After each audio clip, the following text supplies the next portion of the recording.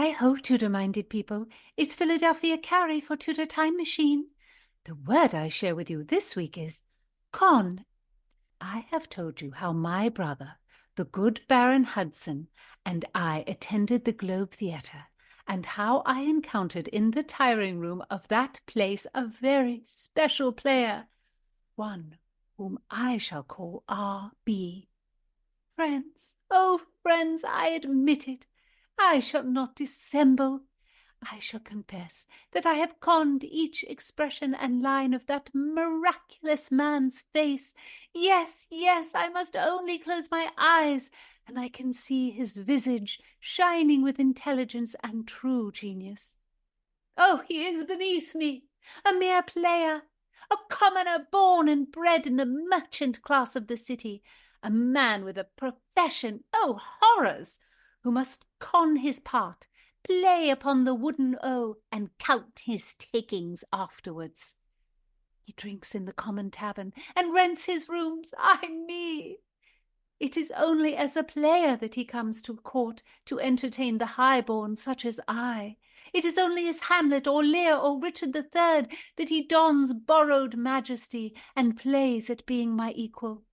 But Cupid, oh, Cupid is a fickle boy. His arrows fly. He pauses not to con the fitness of his coupling. He shoots, we fall. Con. How now, Tudor Files? What think you? If you're new here, I'm Gage. I'm Jessica. And we're here with a very smitten Philadelphia Carrie for Tudor Word of the Week. Don't miss a word, and listen to the Tudor Time Machine Story Project, so diverting. And I pray bid you tell a ningle, and ring the little YouTube bell, la la la la la la. Tudor Files, thank you for listening. Every one of you has the wit of Rosalind and the heart of Cordelia. And don't be shy about writing to Philadelphia on YouTube or suggesting words. We love hearing from you. How do you spell our Tudor Word of the Week, Philadelphia? Oh, 'tis so simple. Must you ask, dear Gage? C-O-N. So now we use this word to mean against. And also to swindle, like a con game, a con artist. But in the 16th century, it had a very different meaning. It meant to learn by heart, to commit something to memory. Right, so you might con a poem. Or in the world of Philadelphia's beloved Richard Burbage, an actor might con a part. My beloved Richard Burbage? My dear Gage. Well, you were speaking of him, right? He famously played Richard III, Hamlet, and Lear. He conned all those famous roles you spoke of. That's all gone down in the history books. And now you are his kicky-wicky. Itikins, his kicky-wicky? How you declare and broadcast to the world with such a loo! Be more discreet, more hugger-mugger, more clandestine. Be you the town crier? No, but what is the problem, Philadelphia? The man is a great actor. It's pretty natural that you would see him on the stage at the Globe acting William Shakespeare's fantastic lines. He's being amazing, and then you fall for him. He is a Tudor celebrity. In our world, celebrity is the highest class. We like celebrities way more than we like our leaders or our aristocrats. Is it so? How strange. I fear that goes against the great chain of being. I'm afraid I must go against the great chain of being, for Master Burbage is a poor player. That struts and frets his hour upon the stage.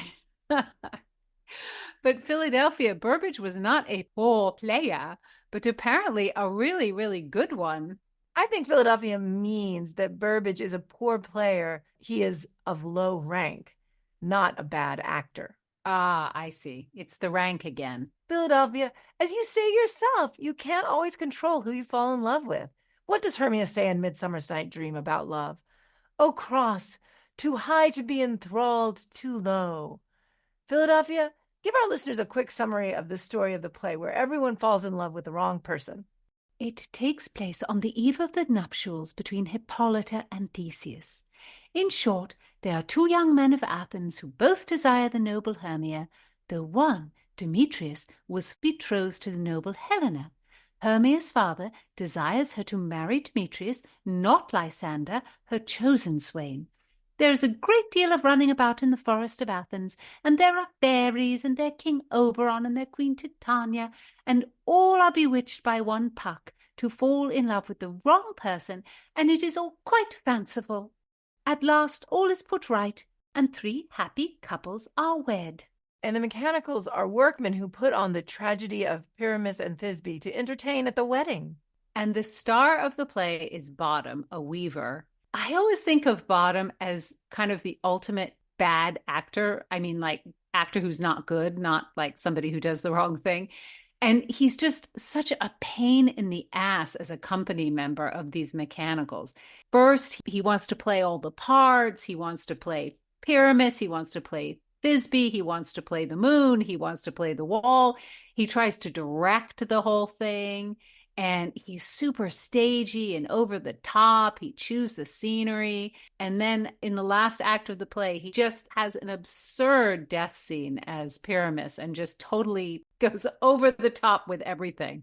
And he also has a lot of suggestions for Peter Quinn, who's the writer and director of the piece.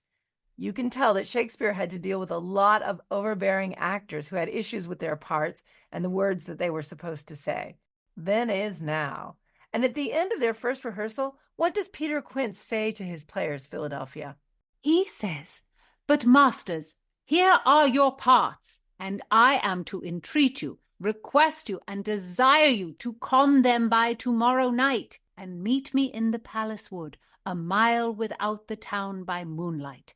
There we will rehearse, for if we meet in the city, we shall be dogged with company, and our devices known. In the meantime, I will draw a bill of properties, such as our play wants.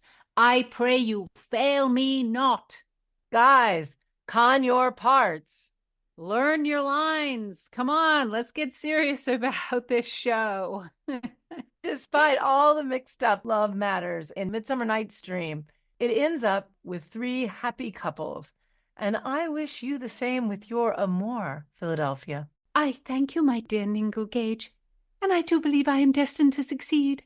Can it be that I, who am so lofty, should be scorned by a mere actor? Never. Perhaps after we consummate our passion, I shall consent to help dear R.B. to con his lines for the next great role, to give him his cues, and add my little all to his great talent. 'Tis to be desired. So give heed, Tudorphiles. Add some 16th century sauce to your vocabulary with con. Listen in next time. Don't miss a word. Subscribe on YouTube and give me a like.